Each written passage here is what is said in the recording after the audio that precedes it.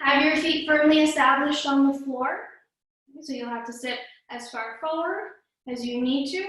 And then feel your pelvis, so you can rock a little bit forward and back.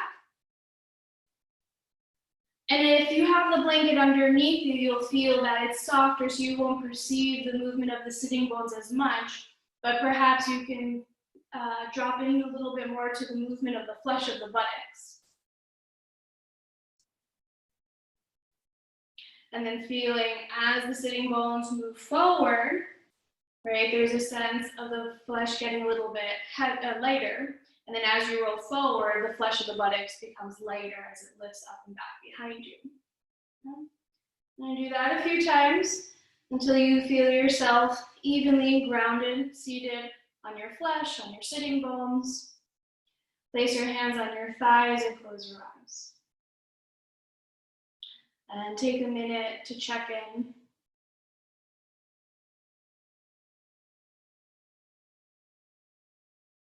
Feel the status of your heart. I know that mine has been very heavy in the last few weeks, particularly this last week. With everything that's going on and feeling this separation and a country divided, a country that is under so much pressure, under so much turmoil, that's always been there. And so I think that in the words of the Bhagavad Gita, right, inaction is also an action, and to be reminded of that. And we can use our yoga practice to help sustain our strength, to sustain our voice, to be strong when we need to be strong, to be soft when we need to be soft, and to be quiet when we need to actively listen.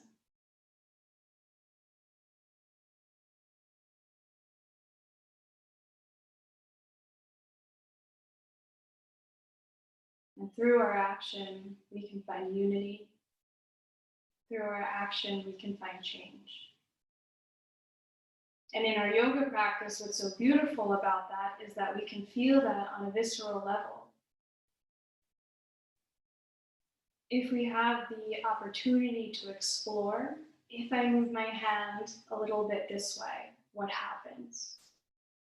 If I move my pelvis a little bit forward or a little bit back, what happens? What do I feel? And so we can feel that even the slightest minimal change can create something different, a different landscape in our body. And I think that can be true for all of us in how we live our lives.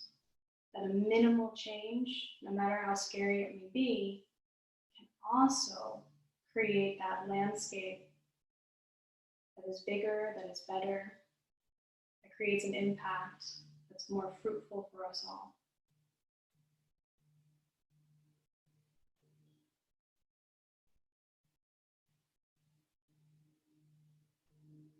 And feel the sensation of your breath. And as thoughts arise, as emotions arise, this is what this practice is for. To check in with that, to be with that, to allow all of that to occur, to meld, to be, to explode, to be whatever it needs to be.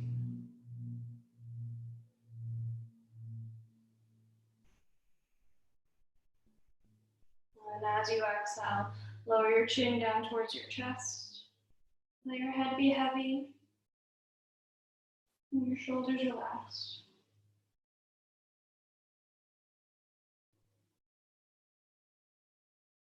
And then from there, feel your chin as it moves towards your left collarbone, starting to circle the head. And then sweep the chin towards the left shoulder. Tip the head up, so you're still at an angle. And take your vision across the ceiling and over to the right. Over towards the shoulder. Chin towards the collarbone. chin back to center. And you'll go in the opposite direction, very slow, so you feel all the different ranges of motions. Okay, so as the chin is sweeping, it's a little bit of a side bend for the neck. And as you turn the head, the neck is rotating. And as you look up, it's rotating and extending. You take the gaze across the ceiling. Turn the head, still in that back bend. And then comes into flexion, so the forward bend of the neck as the chin moves down. And then as the chin slides past the collarbone and back to center, you return a little bit more to that side bend. And then head to center. We'll do that again to the left. So feel your head moving in all directions. The neck articulating in all directions.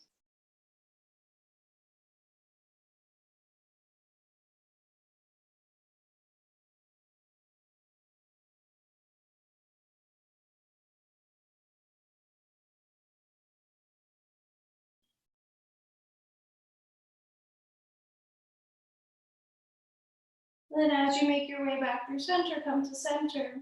Lift the head, lift your gaze. Okay. Take your right arm down by your side so the palm is facing forward. Reach your right arm up overhead. Okay. And so you're trying to spin your bicep back behind you, okay, for as much as you can. Then from there, turn the palm to face out so the whole upper arm internally rotates and you reach the arm behind you. As you reach your arm behind you, try to take the right side of your shoulder and move the right side of the shoulder forward rather than turning as if to reach for the back of your chair. Okay. Then as you inhale, bring the palm to face forward again. Lift the arm up. Keep spinning the bicep behind you. Then turn the palm. Reach the arm behind you. Right side of the chest faces forward. And as the arm comes forward again, palm forward. As the arm goes behind you, you're internally rotating the upper arm the whole time. Okay, and then this time, keep your arm in internal rotation so your pinky finger is facing forward, your thumb is facing back. Take the arm in the opposite direction, arm moves behind you, right? Then there's a stopping point where I can't move my arm. And then you can't move it more internally. So externally rotate the arm. Then reach the arm overhead. So this is like an overhand serve where you're throwing a ball. And reach the fingertips forward without leaning forward. So the shoulder blade is protracting as you come down. Okay, once the hand comes down by your hip, turn the palm to face away from you. So your bicep moves behind you, your tricep moves forward, arm goes back. Then you externally rotate, reach the arm overhead. So you feel your shoulder acting like a shoulder. And then last time, reaching the arm behind you, get to that stopping point, feel where it is in your body. Then the rotation. Inhale up and overhead. And then release your right arm down, release your left arm down, and perceive the differences, right? So for me, I definitely feel that my right arm is closer to my body, and that it's a bit longer. Okay? Then you try with your left hand. Left palm faces forward, reach the arm up, bicep moving behind you, eventually turns towards your face, and then eventually it'll start to turn forward. But whenever you get to that stopping point, observe, rotate, reach back, and then keep moving the arm down as you reach back. Okay, the palm faces away from you, then you start to turn until the face is forward, lift up. All right, sensory-wise, we're more familiar with our hand, but the rotation is coming from the arm at the shoulder blade, right, the upper arm, the humerus. And then palm forward, reach up, turn, and back. Good. So this time as the arm comes down by your side, palm is facing away from you. Pinky finger forward, thumb back. Take the arm back in extension, then you pause, right? You can't go any further. Turn the palm in the only direction the arm will allow for. Inhale, lift the left arm overhead without turning the spine. Reach the hand forward, reach forward with the fingertips as much as you can until the hand comes back down. Turn the palm to face away, reach back. Turn the palm up, lift up, forward, and down. And then last time, reach back, and then up, forward, reach forward, and down. Good, and then observe both arms, let them both hang by the sides of your thighs. Notice your breath. Can you breathe a little more easy when you've moved the shoulders, when you've moved the head and neck? And then take your hands out in front of you. Take the fingertips, pull your fingertips down towards the floor. Then move in the opposite direction, lifting the fingertips up and moving them back towards your shoulders. And then again, fingertips down towards the floor. Maybe they curl under a little bit. So you're stretching the front of the hand, the front of the wrist. And then reaching up, spreading the palms, spreading the under forearms. And one more time, reaching down and back up. Good. Bring the hands back to center so the palms are facing down. Pull your thumbs towards each other without bending the elbows. And then take the thumbs away from each other. Thumbs towards each other, thumbs away from each other. Good. Notice that when you're moving the thumbs towards each other, and the rest of the arms are going to stay still. So it's not that the hands are coming further and closer or further apart, but rather the movement is happening from your wrists. The ulnar and radial deviation. Okay, and then release the arms back down. Good. Okay, then sit back a little bit more in your chair so that your thighs are covered by, or supported by the chair. I always freak out sometimes. I move back and I know that I have a backless chair. I'm like, oh no. Okay, so if you have that feeling, be aware. Okay, then straighten your right leg and point and flex your right foot. Okay. And so if you want it to be a little bit more challenging, you try to lift your right leg away from the chair so it's not as supported. Okay, and then if you want more support, have as much of your thigh supported by the chair as possible. Okay. And if you're like, I'm not sure, then try, right? And I'm like, oh, that's really hard. But it's that change, right? So we can demand what types of change we want. Okay, and then release the right foot down, left side. So start with the thigh supported, the underside of the thigh, your hamstrings. Point and flex. And then from there, lift up. See what that's like. And then you move in either direction, up, down. You can play with both. You get tired of one, do the other. Okay. And we only get better at what we practice. So this is nice. We get to choose what we want to practice. And then as you exhale, lower the left foot down.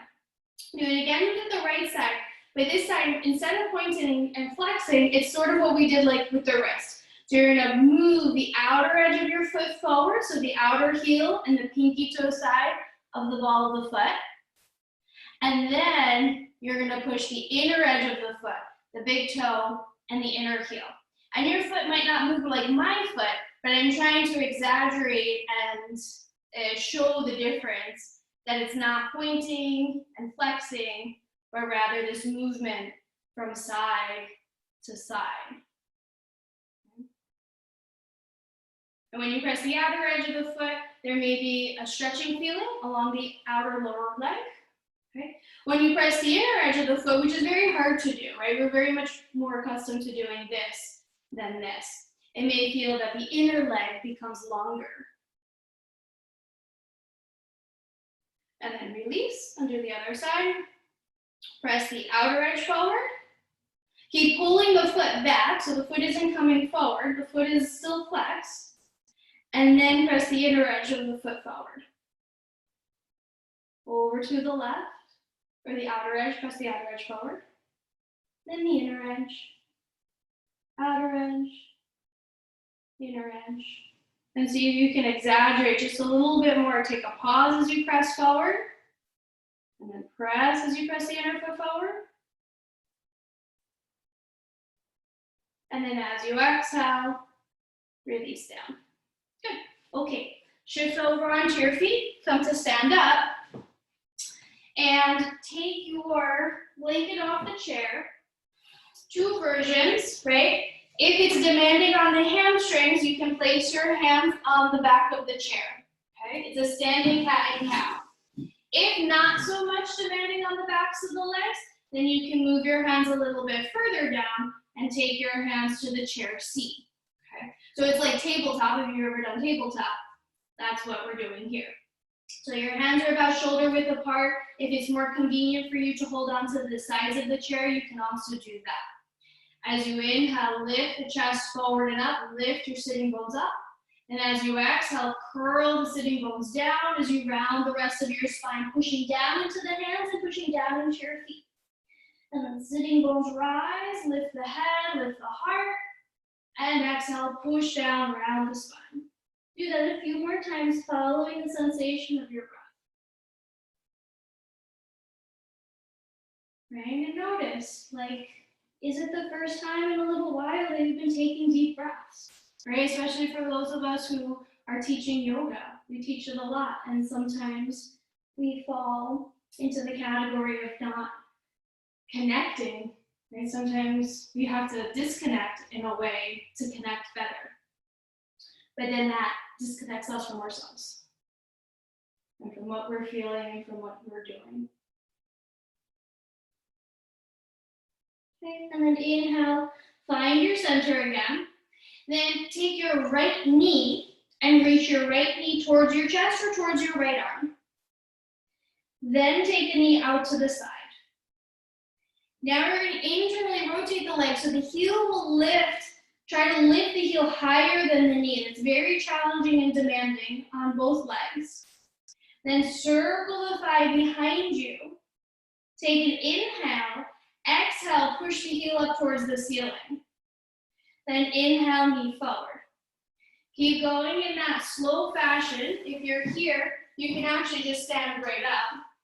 Knee to the chest, knee out to the side. Drop the leg a little bit as you internally rotate, pulling the heel up higher, and circle the leg behind you. And so it's slow and methodical so that you can move your hip in all ranges of motion. It's not about how much you're rotating at the thigh and the hip, but realizing where there's movement, where movement is hard, right? Where there's no movement, the places that we just kind of skip. Like, yeah. Internal rotation, active internal rotation, right? We don't do that. And abduction, okay? And then as you're ready, lower the right foot down, and you come over to the other side. Draw the left knee in towards the chest, then the knee out to the side, okay? Lean forward into the hands. Without bending the right elbow, internally rotate the leg. See if you can shift a little bit more weight into the left hand. Then circle the thigh behind you. As you exhale, press the heel up toward the ceiling. Yes, and then knee forward, out to the side. Internally rotate the thigh. Circle the thigh behind you. Push up through the heel as you exhale, knee to chest. We're going to do that 2 more times.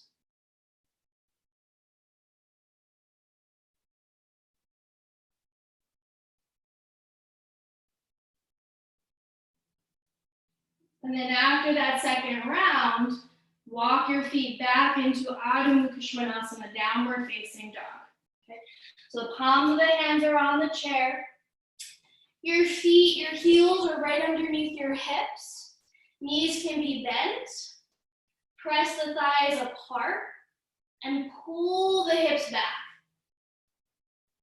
Then notice if you're pushing the chest and the ribcage down towards the floor a lot, pick it up a little bit so it's more integrated between your shoulders and your hips. And if you're like, I don't get it, it's okay. Play, right? What happens if you lift your chest up even higher? What happens if you bring your chest down? Maybe the chest won't go down, right? Then you know where you're working from. Okay? Then as you inhale, shift forward, come into a plank. So your shoulders come right about over your wrists and reach the chest forward. Take an inhale, exhale back into your downward facing dog. So you can repeat that a couple of times, right? For those of you who've been to the class before, right, you know the options, and I'm going to go over those. So you can come into plank, do a little push up, and then lift up and back. So that would be one variation of a vinyasa. The next would be to come back into that plank, bend the elbows, and then bring the hips forward as you reach the chest up. So you're in back bend, and then up and back.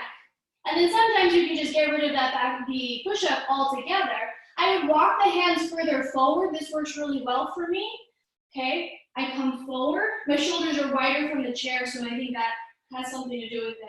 Then bring the pelvis forward and lift up, okay? So that I don't have to try to pull my chest through my arms because it won't go. And then up and back, down dog, chair dog, however you want to express it. So take a few more rounds, play with that. Plank, down dog, plank, chaturanga, down dog, plank, chaturanga, down dog, up dog.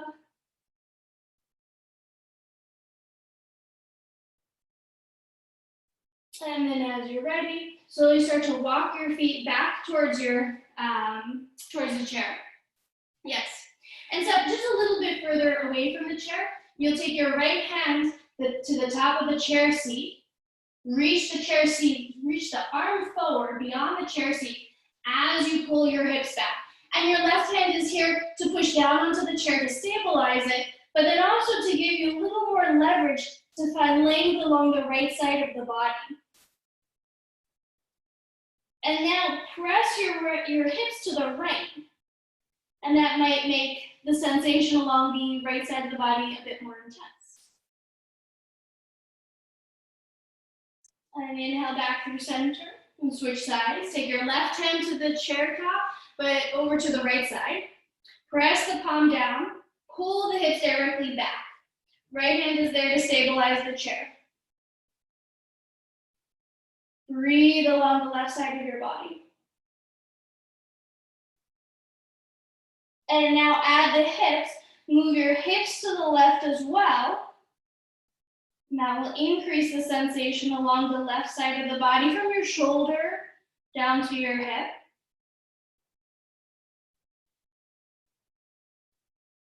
And then inhale, return to center. Place your left hand onto the chair, bend your knees, shift your weight back into your heels so you're moving into a little bit of a squatting position.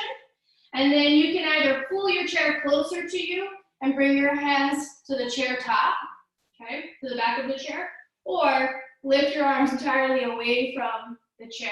Good.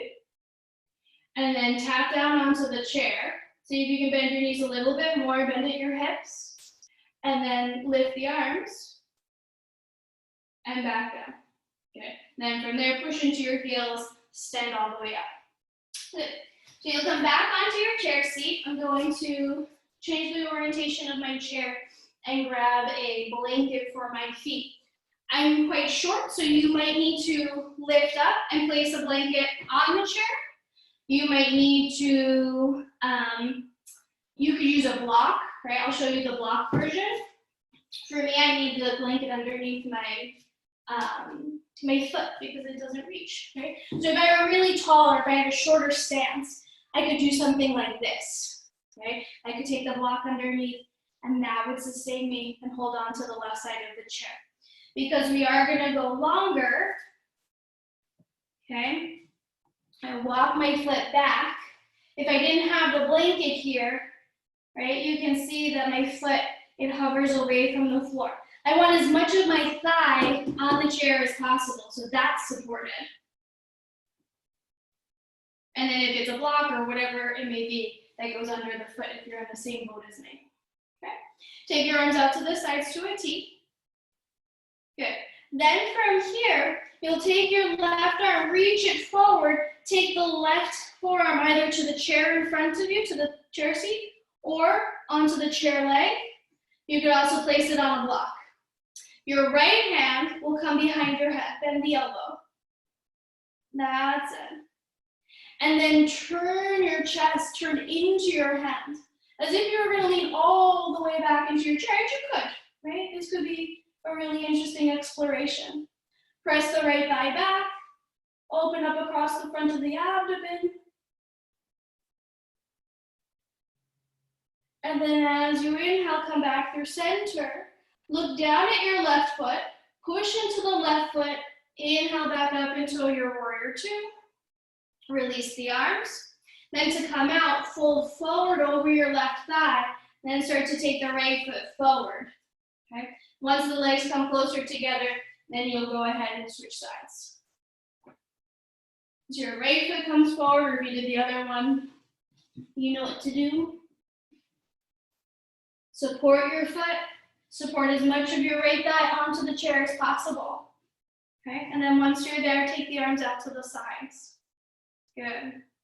From here, tip to the right, and then the forearm goes across the chair seat, hand to the bar, hand to the leg or block, and then bend your left elbow. So it's like you're stretching as you're reaching across, and then shorten the lever of your arm as you bend your elbow. Then from there, start to lean back. And slowly, right, so you can perceive the chair. Your hips are pressing down into the chair so that the chair is weighted, right? You're not going to lean back into a chair seat that isn't weighted. Maybe look up. The hand is supporting your head so that the muscles of the neck aren't working right now to keep the head sustained. Take a full breath all the way down into the lower left pit of the belly, right into the zone. And then from there, start to turn the head back down toward the floor. Bring your torso over your legs. Push into your feet as you look at your right foot, and inhale back up into warrior two. Good. Release your arms. Then lean forward over the right leg. Take your left foot forward and hold on to your chair. Okay. Then from there, stand up. And we'll do a little bit similar, yet different. So you could repeat this, a little more supported version of warrior two, or the standing version of warrior two. So, and come back into dog, chair dog. Reach the right foot forward, so you come forward into plank. Take the right foot forward. You can exaggerate, right? We've done all of that in class before. Bend your right knee. Then from there, spin your back heel down, left heel down. Right forearm is going to come down to the chair seat like this. Take your left arm overhead.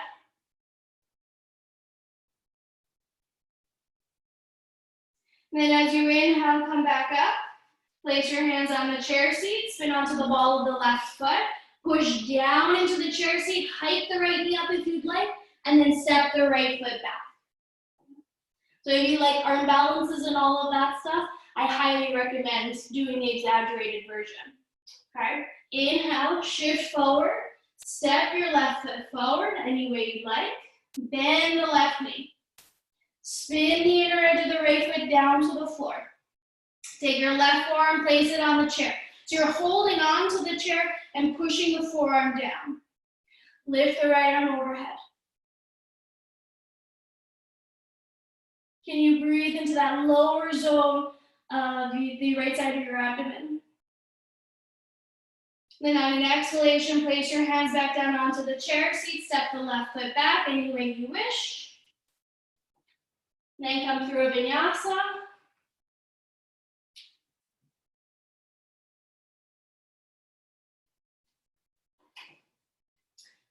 And once you make your way back into downward facing dog, step your right foot forward again. spin your left heel down. Take the right forearm again across the chair seat, left arm straight up toward the ceiling. Okay, from here, it's isometric. So I'm pushing down with my forearm and trying to pull my chair seat towards me. Depending on the grip of the mat, your chair might actually move, but try not to. So that as I'm pulling back, I'm taking my right ribs and I'm pulling my right ribs forward. Okay, so my right ribs move towards the chair back. Right buttock, right sitting bone reaches back. Ribs forward. Then turn the chest toward the ceiling as you lift your left arm up toward the ceiling. Push down with your right forearm and pull the right forearm towards you as you elongate the right side ribs. Then as you exhale, lower the left hand down, bend the right knee a little bit, right hand down, come onto the ball of the left foot, step back as you wish. Then we do the other side. Step your left foot forward, spin your right foot down, take your left forearm to the chair seat, straighten your left leg, push down through the forearm, then drag the forearm back, elongate the ribs forward. As you elongate the left ribs forward, it might feel shorter, more condensed on the right side of the body. Let that happen. Turn the rib cage towards the ceiling. Keep pulling the chair in and down as you lift your right arm up. And perhaps your gaze moves towards your right thumb. Then on an exhalation, look back down towards the chair seat, place your palms on the chair seat, turn onto the ball of the right foot, push down to lift up, and step your left foot back. Okay, this time, oh hi, this is rocket. So you're gonna take your left foot, come to stand up, because most likely you'll need padding here. It might be one blanket, it might be a few blankets, but I want you to be able to rest your head. I'll do this from this angle and then also at another angle. So I put the blanket on the chair like this, and then I'm a little bit behind the chair seat. I know you have to move though, honey. Okay, so I'm gonna place my forearm right onto the chair seat like we did before in the last few. Then I wanna take my head and place my head on the chair. So a little far, okay? There we go. And now I wanna be more on the right side of the chair so that when I roll my head comes right to the center of the chair, it doesn't fall back. And now I can push down and lift up. And from here, if you're comfortable and feel balanced, you'll lift and lower. The hand can also be down. The hand doesn't have to be up into the air. Okay? Now we're gonna do it again from that side, but if you're feeling right, secure and you know what you're doing, then that's where you'll be. Okay? So I come here, my head goes to the right side, so that as it turns, I look up. And then if you feel steady, you'll move the top leg up and down. And so it's kind of like we create these rules that there's this perfect alignment, but there's not. Because if you lift your leg up really high, what are you doing? You're strengthening your outer hip. If you come in alignment, then you find Tadasana, maybe some neutrality in the pose. And then if you bring the leg even lower, then you find this interesting sensation along the outer right hip and down into the foot. Okay? And then you can feel the trajectory as they change. Okay? We've done enough on that side. So to come down, take your right hand to the chair seat, then start to lift the head, lower the foot, and then come back to stand. Sort of like a half Uttanasana. Okay. And you'll do the other side. So step the left foot back, right foot is centered, right forearm comes down onto the chair, find your head on the chair seat. Okay. If you feel like the head is really low and it needs to be lifted, then you want to build up the height of the blankets here. Then roll the head, lift the left leg, and lift and lower. So you have the support of the forearm, which is a wider base than the palm of your hand. There's more surface area of the body there to support you. You can grip onto the chair and support yourself with the weight of the head. So balance tends to be a little bit easier here. Tends to. And feel the changes, the actions of the leg as it moves between a little more abduction, neutral, adduction. Okay, and then once you're ready, start to move the head down. Take your left hand to the chair seat. Okay, lower the left foot as you bring your right hand back to the chair seat. Stand in your halfway lift. If you need to move your chair so that you step back into downward facing dog, Adho Mukha Svanasana. Inhale, shift forward into plank, and then move into any of your variations if you'd like to of your vinyasa.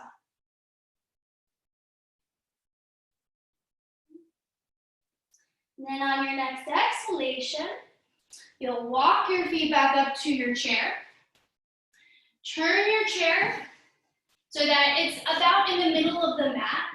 Right? If you're taller, it might be more towards one side than the other. Grab a blanket, place your blanket on your chair, and make sure that the sides are padded. Okay, the sides of the chair are padded. And you might need 2 blankets.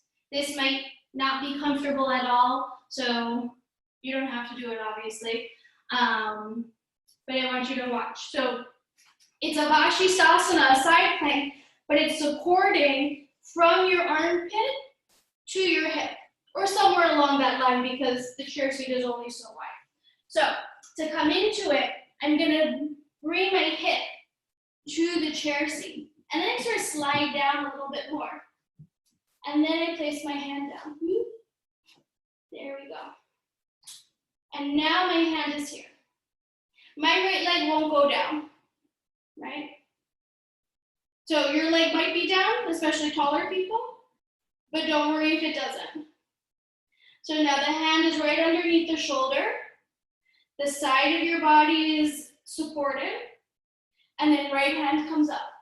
So there's one way of coming into Vashisthasana. Now can you pull your arm, your left arm, the one that's on the ground, back into the chair seat and pull the left ribs forward. Pull the left ribs towards your left fingertips. Take another breath there.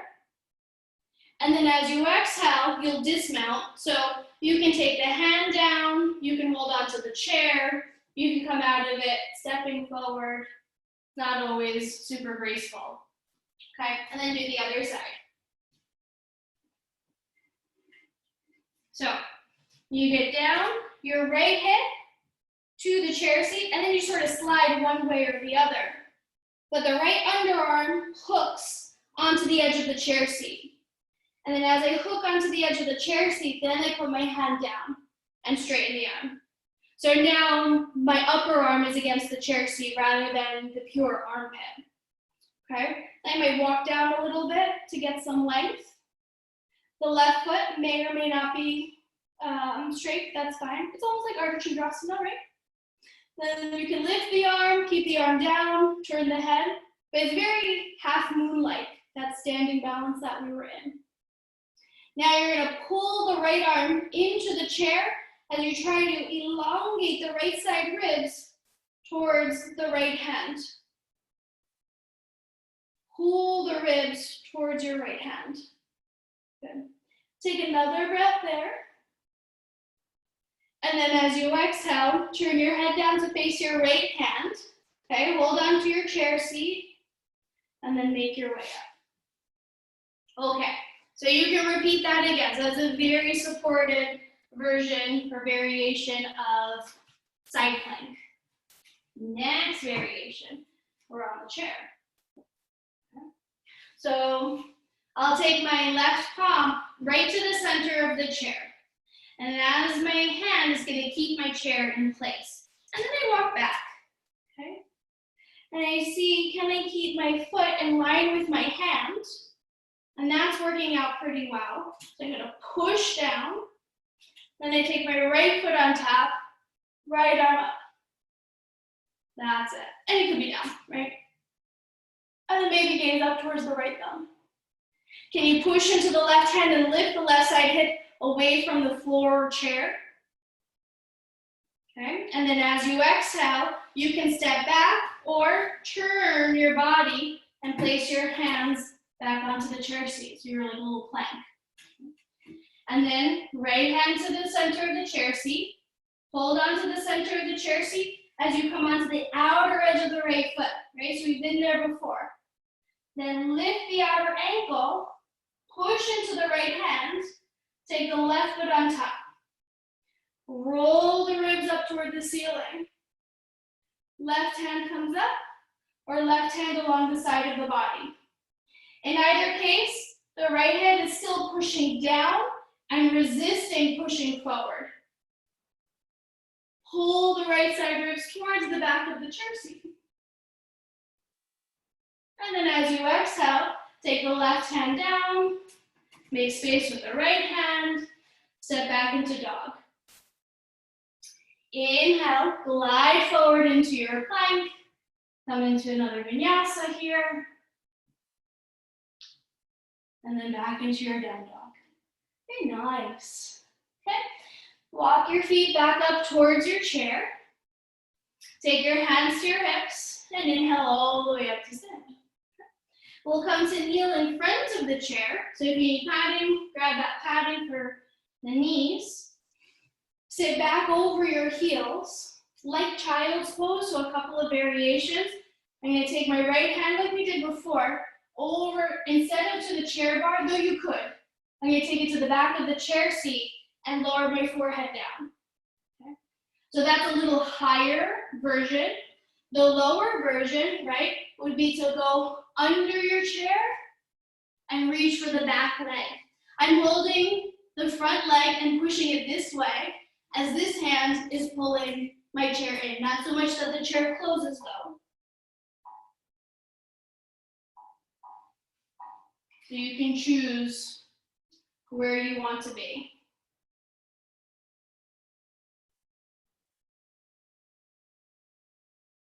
And then change sides. So you'll take your left hand to the right side of the chair back, pelvis back, forehead down, right hand to hold you up.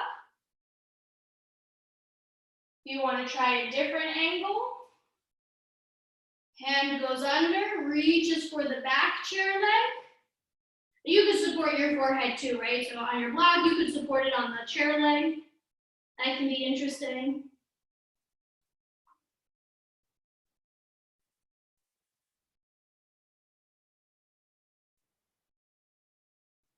And then inhale, slowly come on up. Don't bump your head if you're in lower version. Okay, come to sit on something, blanket, pillow, blocks, whatever you got. And stretch your legs out in front of you and out to the sides of your chair. Okay. Then from here, you can bring your chair all the way up. Take your body through, lower the forehead or lower the chin. You can bring your head to the backs of your hands. If you have other props or more blankets, then you can support here.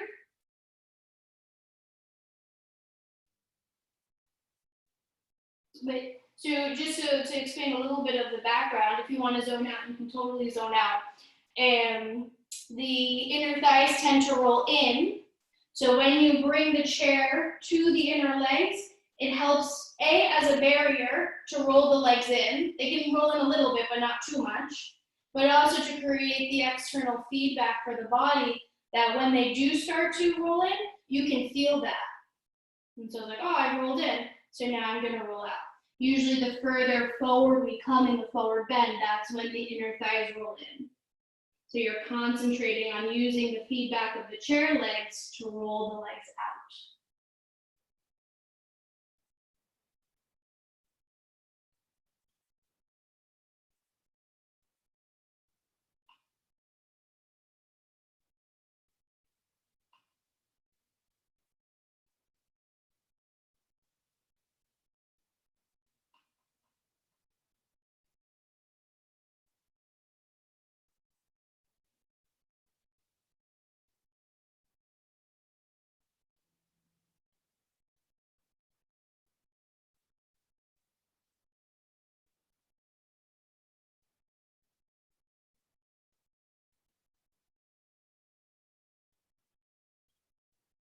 And on your next inhalation, using your chair, slowly come on up. Okay, press or move the chair away. When you come down onto your back, I'll also show you a seated version of this, so you can choose between the two. You'll bring the legs in, come off of your blanket. Blanket can stay nearby if you want it for your head. You'll take the legs to the chair. Okay. Then once I'm here, I cross my ankle over my thigh and then use the chair to pull the legs in a little bit closer. And it's really interesting using the chair to draw the legs in closer rather than maybe here, because here we can feel the sacrum coming up. And many times we can't necessarily feel that action. But here, the pelvis presses down, legs come in, and we get a little more hip flexion rather than spinal flexion. If this is a no-go, you come back to sit on your chair. Perhaps you have a blanket or a bolster. Okay, cross the ankle over the thigh and then fold forward. You can rest your hands, hold on, reach down, okay, all works.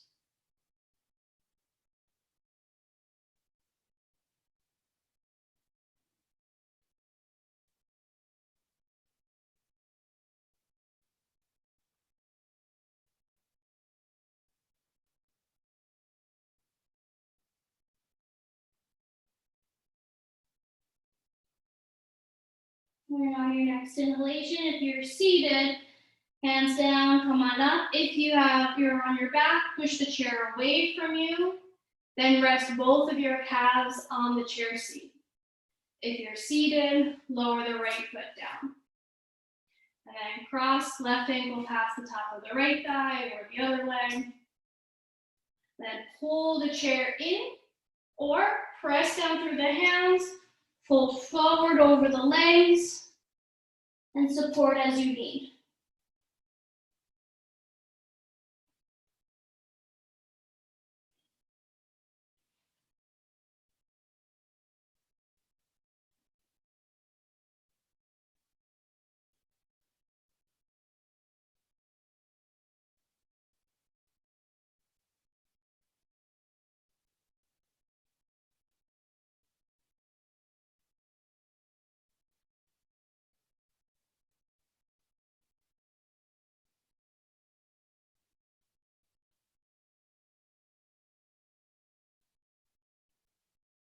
Then inhale, move the chair away, take the hands to support the leg.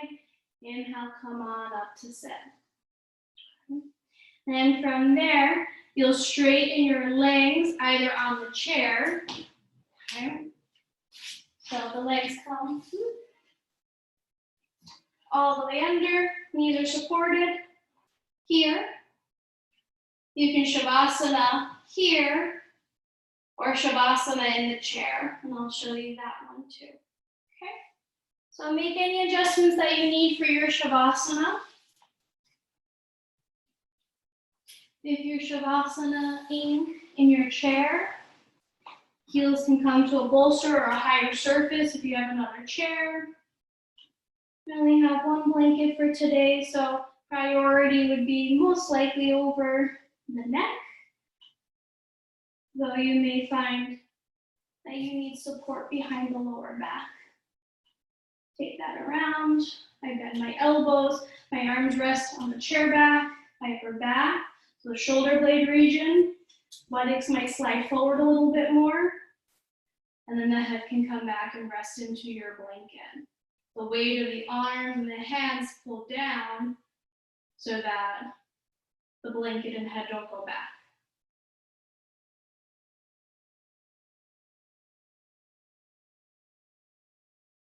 And as you rest in your Shavasana, be aware of the state of your body.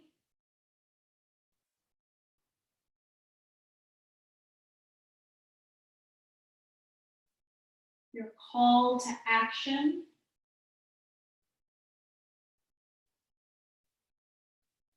And the state of your heart.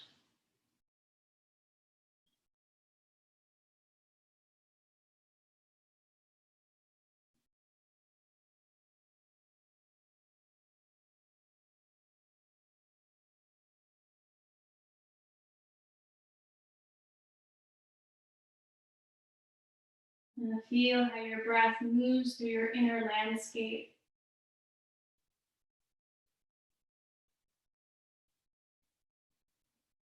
Perhaps feeling more grounded and liberated than before. Driven with a sense of purpose as you breathe.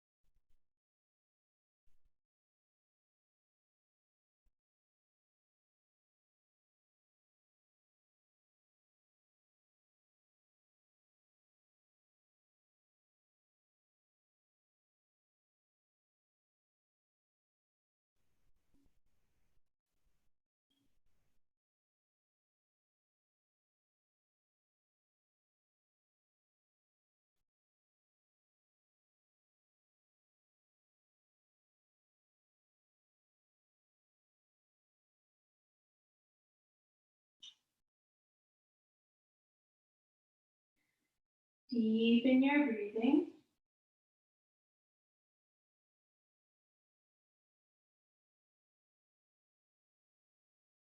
If you're on the ground, wiggle the fingertips and the toes. If you're in the seated position, do the same, but make sure to maintain the pressure of the hands against the blanket.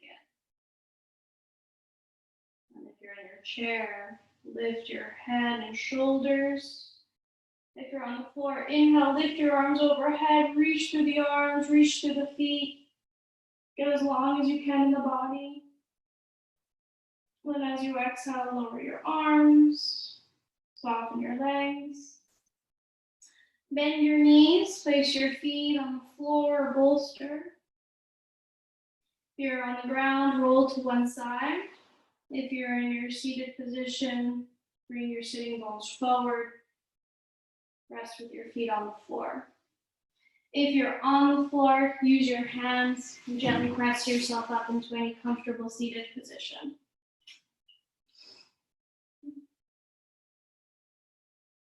And feel your sitting bones make contact with the surface underneath them.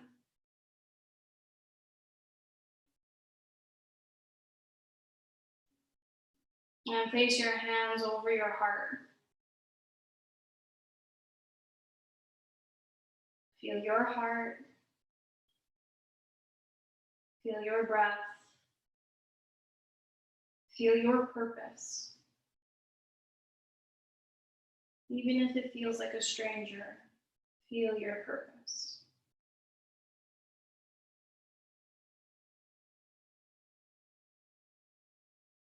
We'll seal our practice with the sound of Om. If you'd like to join in with me, inhale in through your nose.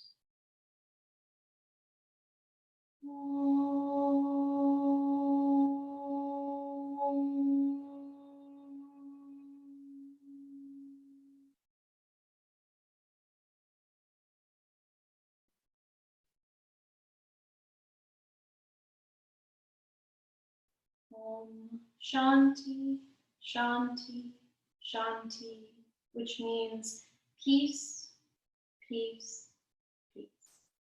We bow in honor to the light and the strength in all of you. Namaste.